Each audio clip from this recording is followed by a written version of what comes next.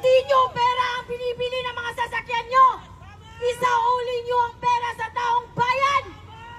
Hindi namin deserve. Hindi namin deserve ang mga underperformance nyo.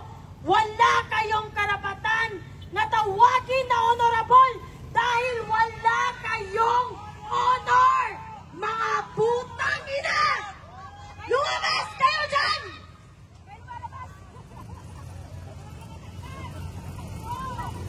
Sana hindi na kayo tumakbo. Kung tumakbo lang kayo para punuin ang mga bulsa nyo, nakakahiya kayo. The world is watching. And this is the kind of Filipinos that we are putting on the front line. Nakakahiya kayo. Dinudungisan nyo ang pagiging Filipino ng Pilipinas. Mga putang ina kayo! Lumabas kayo dyan! Kayong lahat! Mga putang ina! Darating ang araw na mapupuno ang taong bayan. Tandaan nyo to. Walang makakaligtas. Kahit yung mga pamilya nyo na abroad ng abroad, nagpapakasasa sa pera ng taong bayan. At sa mga Filipino na nakikinig lang, walang ginagawa dahil hindi pa sila apektado ng korupsyon. Dahil hindi pa sila naabot ng korupsyon. Ito ang sinasabi ko sa inyo. Kapag wala tayong ginawa ngayon, mas mabuting na lang na wala tayong gawin until forever. I do not care. If you stay silent right now, just stay silent as quiet as a mouse forever. Dahil hindi nyo alam ang impact ng inyong pagiging neutral. Nang wala kayong kinu-call out, it's like an indirect permission given to these corrupt officials on the House of the Representatives. Parang sinasabi nyo sa kanina na okay lang na nakawan nila tayo, na okay lang na mag-planter sila sa utang inang pera ng taong bayan. Ito ang isipin nyo. Ilan ba ang total population ng Pilipinas? We're more than 100 million. Let's just do a traditional calculation.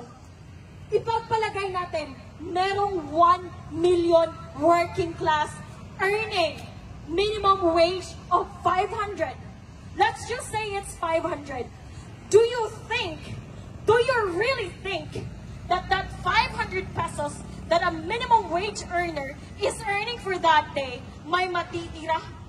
Wala. And what is the 12% value-added tax for that 500 pesos that the 1 million traditional assumptive numbers, ano ang value? It's 60 pesos for the 500 pesos spent for on a daily basis.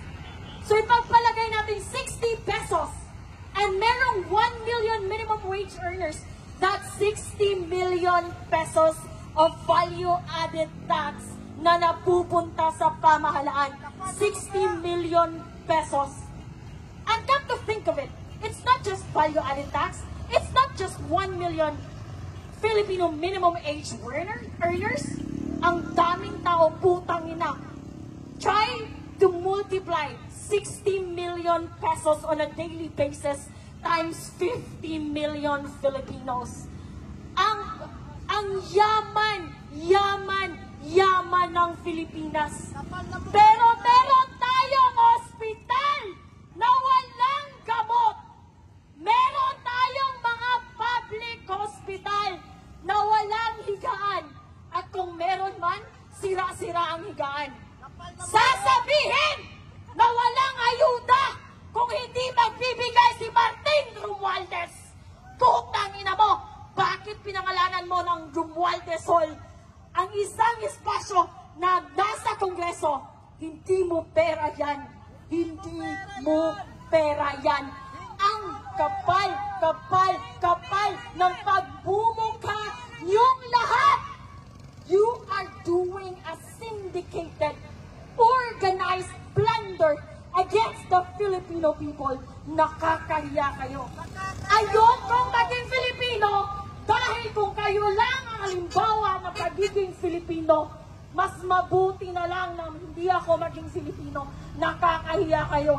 Habang ang mga tao, ang mga ordinaryong tao ay nag-TTS, pumipila sa mga barangay health center na walang gamot. Kahit paracetamol, sasabihin ni Kapitan, walang budget. Walang budget kasi ninanakaw. Binibili ng private jet ni Martin Romualdez. Binibili ng Hermes ni Clodenco. Binibili ng Balenciaga ng mga putang inang nepo wife and nepo mistresses nyo. Mga putang ina nyo. Ang hirap magtrabaho. Kaming mga, it's not an excuse. It's not even a valid reason to say that ang Pilipinas is mahirap. Mahirap ang Pilipinas dahil lazy ang mga people. That's not true. Take a look around. Kahit yung mga tao doing a manual labor, kahit yung mga drivers, kahit yung mga jeepney drivers, kahit yung mga nagbibenta sa bangketa, they double time to earn a few hundred pesos, to pay taxes, to contribute sa mga lavish lifestyle ng mga putang inang nasa Kongreso. Sa mga Pilipino, I urge you, sa mga dumadaan dito, magsalita kayo, makisali kayo, makilaho kayo. Walang dilawan dito. Walang kakamping. Walang Duterte supporters. We do not need you to be anything. We just need you to be a Filipino, standing for accountability, standing for responsibility of securing our future. Kasi kapag wala tayong gagawin ngayon, wala nang bukas ang Pilipinas dahil ninanakaw nila. Walang bukas ang Pilipinas para sa atin, para sa mga anak nyo, at para sa mga anak na anak nyo.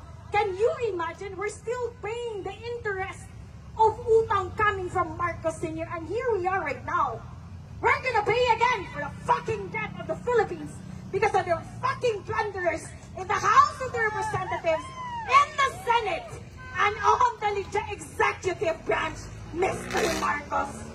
Ang kapal-kapal na mukha nyo, ang daming Filipino.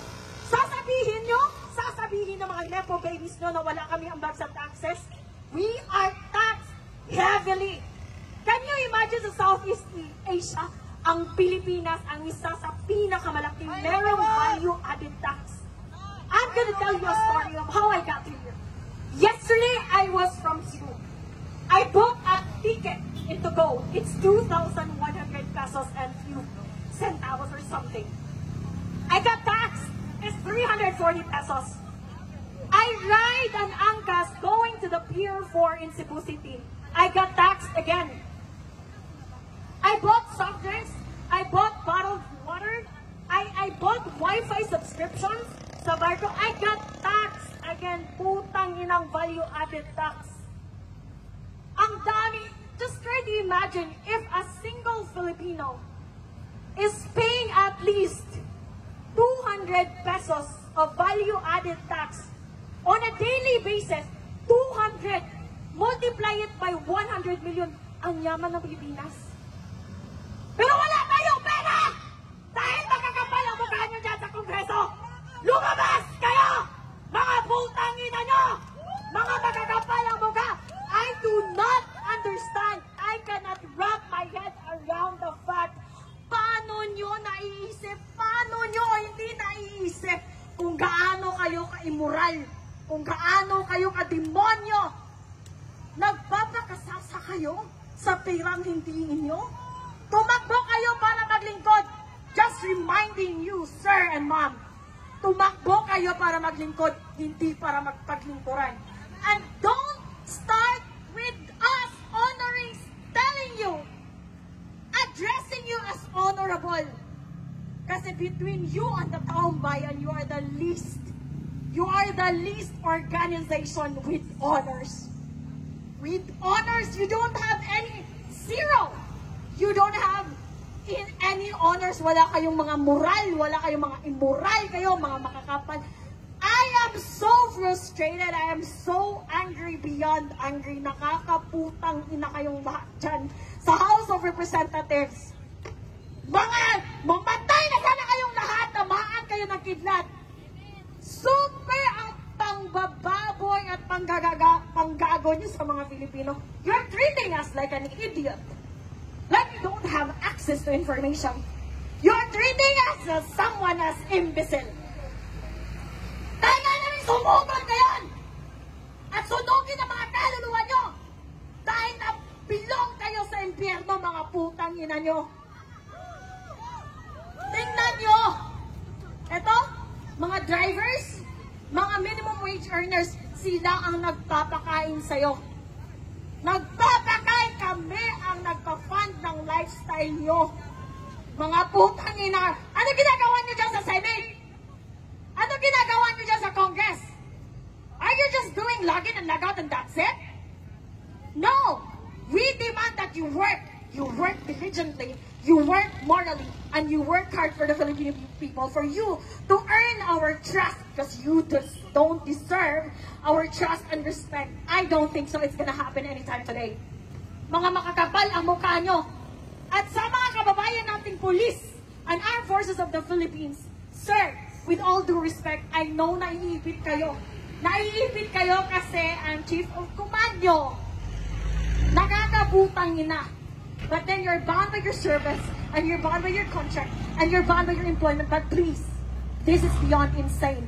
This is beyond insane, mga putang ina! This is beyond insane! Ang kakapal na mukha nyo, lumabas kayong lahat. Yung mga sasakyan nyo, hindi nyo sasakyan yan. Sasakyan namin yan. Dahil kami ang nagbabayad ng mga sasakyan nyo. Ilang sasakyan ang gusto nyo? Mga putang ina nyo. Ilang bahay sa Forbes Park ang gusto nyo? Napakahirap namin dahil ninanakaw nyo ang pera na para sa amin. We're not asking for private jets. We're not asking for Balenciaga just like your wife and mistresses. We're not asking for Chanel. We're not asking for travel abroad in Europe, in Edinburgh, in Scotland, in Italy, in Paris. We don't want that. Just want the basic services. Working hospitals with medicines and with working medical professionals. Paid by Filipino taxes. Yun lang. Very minimum lang. Basic standard, hindi nyo maibigay? What kind of employees are you? Bumaba kayo dyan. Isarado nyo yung Kongreso. Wala na mga ambag yan sa mga Filipino. Walang ambag. Zero contribution. Pinapalamon lang namin kayo. Makakapal ang mukha nyo. Sino sasakyan yan? Pinapalamon namin kayo. Wala kayong ambag, wala kayong ginagawa. Hindi kayo nagtatrabaho. Nagnanakaw lang kayo. Araw-araw. Yun lang. Yun lang ang ninanakaw nyo. Sino yan ang lumabas sa Kongreso? Yan ba ang aming honorable magnanakaw? Putang ina mo! Pinapalamunin ka! Kung merong batugan at palamunin, hindi yun ang mga standby. Ang palamunin at batugan ay nasa Kongreso. Mga putang ina ang kakapal ng mukha. Magmi-meeting kayo sa Malacanang, mag-order kayo ng buffet, ng steak, ng caviar, and for what expense? From our hard-earned taxes. Ikaw, sir, you're working hard. Pera mo ang ginagasto ng mga putang inang ito ng nasa Kongreso. Isara nyo yan! Isara nyo ang Kongreso! Walang ambag dyan sa Pilipino. Putang ina! Harapin nyo kami dito! Harapin nyo, mga coward kayo, mga coward, mga walang bayad. Mga walang bayad. Nagtatago kayo sa inyong mga security. Nagtatago kayo sa House of Congress. That is our hard-earned. That building, we paid for that. Those cars, we paid for that. Maybe even the air you fucking breathe, we paid for that. The very least that you can do is to provide the basic services for ordinary people. Yet, you are so fucking incompetent that you don't know how to do that. Para kayong kaklase ko nung elementary. Andun sa klase, hindi nakikinig, bobo na nga, hindi pa nag-aaral, pumupunta lang sa paaralan para sa baon. Bakit ganyan ang mga kongreso natin? Bakit ganyan ang mga congressman natin, mga putang ina? Ito ang pakiusap ko sa mga kababayan ko. Dalawa, I have two requests from my fellow Filipinos. Una, please, let's have a fucking standard when it comes to voting. Tingnan nyo si Lito Lapid. Quiet as a mouse. Tingnan nyo si Risa Ontiveros. Diba? Ang ingay. Nakakarindi. Pero flood control projects, she's quiet as a fucking mouse. Eh? Eto, viral to na video. Tito Soto, my God, dear, I'm here. I'm finally here, Tito Soto! I'm here! And I'm gonna say it again. What makes you qualified to become the Senate President? You don't belong there. You belong in Itbulaga. You cannot even create a simple, cohesive, concise introduction. How are you gonna enforce, amend, approve laws? Being a politician is very technical. It's being very technical. Kapag bobo ka, umalis ka na dyan. Well, anyway, sabi nga nila, intelligence is limited. Stupidity is endless. Unfortunately, meron tayong endless supply of stupidity both in the House of Congress and in the Senate and in the executive branch. Nakakaputang ina nyong lahat. Hindi nyo pag-aari ang Pilipinas. Hindi nyo pag-aari ang taxes namin. Hindi nyo pag-aari ang mga Pilipino. Tumigil kayo, bumaba kayo, isauli nyo ang mga perang ninakaw nyo. Matanong lang, nasaan na si Martin Romualdez? Balita ko raw. He deregistered his private jet. Is that true? Patanong sa mga tuta mo dyan sa Kongreso. Tanongin mo sila. Pakitanong sa mga tuta ni Martin Romualdez dyan sa Kongreso. Where is your fucking boss right now? Did he go abroad with his stolen money? And he's not gonna come back here? Ito, tandaan mo, Martin Romualdez, we will not forget. Not even sa mga anak mo, sa mga anak ng anak mo, at sa mga anak ng anak ng anak mo. It will be an awesome reminder of the dark history of the Philippines that once upon a time, we have a lame-duck sitting idiot president controlled by this evil House Speaker, Martin Romualdez, aided and supported by his mini crocodiles at the House of Congress,